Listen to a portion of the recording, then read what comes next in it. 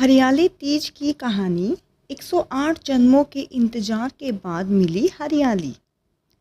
नमस्कार, जीवन मंत्र में आपका बहुत बहुत स्वागत है।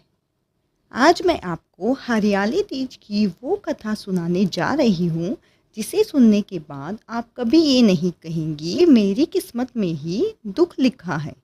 एक बार सोच कर देखिए, एक स्त्री अपने पति को पाने के लिए 1 महीना, 1 साल नहीं, पूरे 108 जन्मों का इंतजार करती। क्या आज के ज़माने में ऐसा प्रेम, ऐसा समर्पण देखने को मिलता है?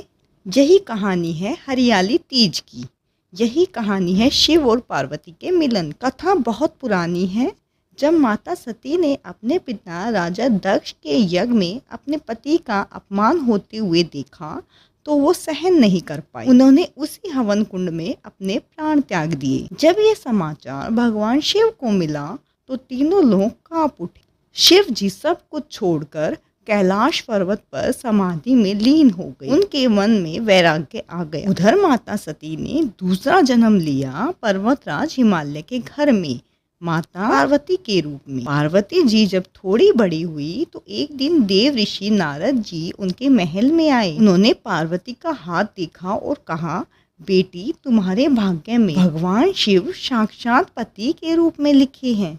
बस उसी दिन से पार्वती जी ने मन में गांठ बांध ली, पति बनेंगे तो सिर्फ महादेव, वरना मैं जीवन भर कुंवारी रह जाऊंगी। अपने इस प्रेम को पूरा करने के लिए उन्होंने क्या किया पता है? उन्होंने अपनी 2 सखियों को साथ लिया और चुपचाप महल छोड़कर घने जंगल में चली गई। सखियों द्वारा हरण करके ले जाने के कारण ही इस व्रत का नाम हरतालिका भी पड़ा। जिस जंगल में वो गई वहाँ सावन का महीना था। चारों तरफ हरियाली ही हरियाली थी। ठंडी हवाएं चल रही थी, रिमझिम बारिश हो रही थी। वहीं पर माता पार्वती ने तपस्या शुरू। पहले तो कई सालों तक उन्होंने सिर्फ फल खाकर तप किया, फिर उन्होंने फल भी छोड़ दिए, सिर्फ पेड़ से गिरे हुए सूखे पत्ते खाने लगी और अंत में उन्होंने वो पत्ते भी खाने छोड़ दिए। कई हजार वर्षों तक बिना अन्न, बिना जल के वो तप करती रही। पत्ते तक न खाने के कारण उनका नाम अर्पणा भी पड़ा। आंधी आती, तूफान आता, जंगली जानवर आसपास घूमते, लेकिन पार्वती जी अपनी जगह से टस से मस नहीं हुई। उनकी ऐसी कठोर तपस्या देखकर सभी देवता घबरा गए। वो सब भागे भागे भगवान शिव के पास गए और बोले, हे भोलेनाथ, अब तो आपको जाना ही होगा।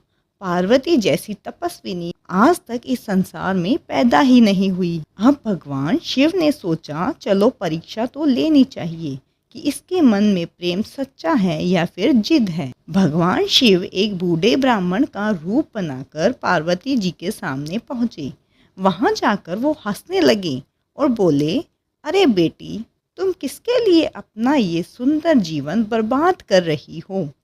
किस जटाधारी भस्म लगाने वाले के लिए तुम महलों का सुख छोड़कर इस जंगल में बैठी हो?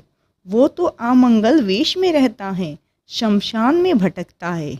ये सुनते ही पार्वती जी की आंखों में आंसू के साथ साथ गुस्सा भी आ गया।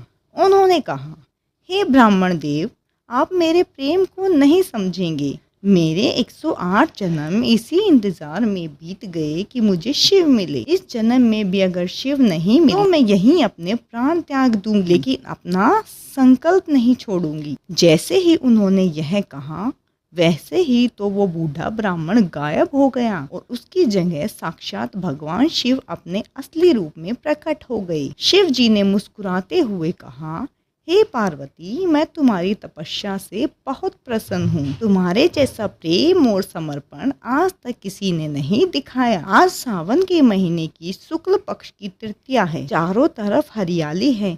आज के दिन को हरियाली तीज के नाम से जाना जाएगा और मैं वरदान देता हूँ, आज के दिन जो भी सुहागिन स्त्री सच्चे मन से तुम्हारी तरह व्रत करेंगी, निर्जला रहेंगी और हम दोनों की पूजा करेंगी, मैं उसके पति की उम्र लंबी कर दूंगा और उसके घर में कभी भी हरियाली की कमी नहीं होगी। उस दिन से हरियाली तीज का व्रत शुरू हुआ। अब सोचिए जीवन मंत्र क्या है।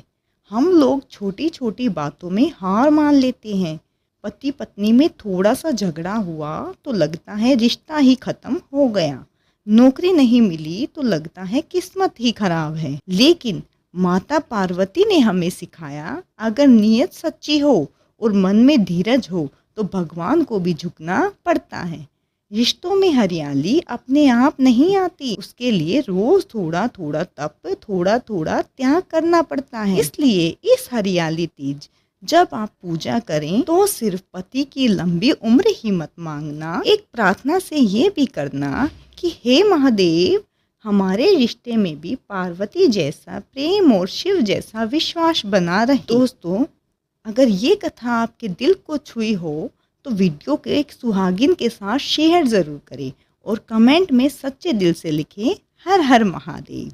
मैं मिलती हूँ आपसे अगली कथा में, तब तक अपना ध्यान रखिए।